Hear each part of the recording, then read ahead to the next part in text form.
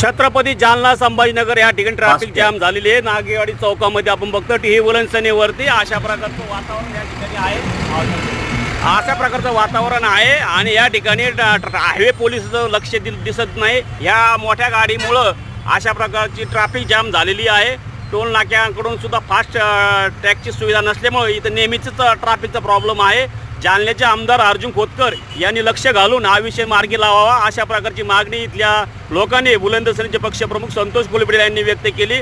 त्यांनी सांगितलं नगरविकासचे मंत्री उपमुख्यमंत्री एकनाथ शिंदे यांनी या विषयावर मागही कारवाई करायचा शब्द दिला होता। आता जर कारवाई नाही झाली तर बुलंदशहर अर्जुन खोतकर यांना सोबत घेऊन मोठं आंदोलन उभा करेन आणि या निमित्ताने जालना संभाजीनगरच्या प्रवासीधारकांनाही यातून न्याय देण्याचं काम करेल। आपण या ठिकाणी बघू शकतो की सगळीकडून ट्रॅफिक जाम झालेली आहे आणि आपण तुम्हाला हे पण दाखवतो की प्रत्यक्षात दूरच्या दूर खूप ट्रॅफिक आहे। हे बघा प्रत्यक्षात अशा प्रकारचा ट्रॅफिकचा नेहमीचाच रडगाडण्याचा प्रॉब्लेम आहे आणि याच्यासाठी काही ते इलाज व्हायला पाहिजे अशी मागणी आहे।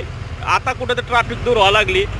आपण हे बघतोय हे इकडून बघा RTO ऑफिसकडून येणारे जे वाहनं असतात हा प्रॉब्लेम होतोय आणि हे बघा पानटपरीचे सुद्धा समोर अशा गाड्या उभा लावल्या जात आहेत आणि महामार्गाच्या पोलिसांनी याचं कुठंतरी नियोजन केलं पाहिजे। हायवेवर हॉटेल असायला पाहिजे, मंगल कार्यालय असायला पाहिजे, यात काही अडचण नाही, पण यांना पण काही नियम असायला पाहिजे। कारण शहरासमोर शहरातून जाताना हायवेवर जाताना महामार्ग असतो, महामार्गावरती होणारे ट्रॅफिक किंवा त्या ठिकाणी अपघात घडू नये याच्यासाठी ट्रॅफिक पोलिसांनी महामार्ग पोलिसांनी यांना एकत्र आणून जिल्हाधिकारी श्री पांचाळ आणि बदनापूरचे तहसीलदार सन्माननीय अश्विनी मॅडम यांनी बैठक घेण्याची गरज आहे।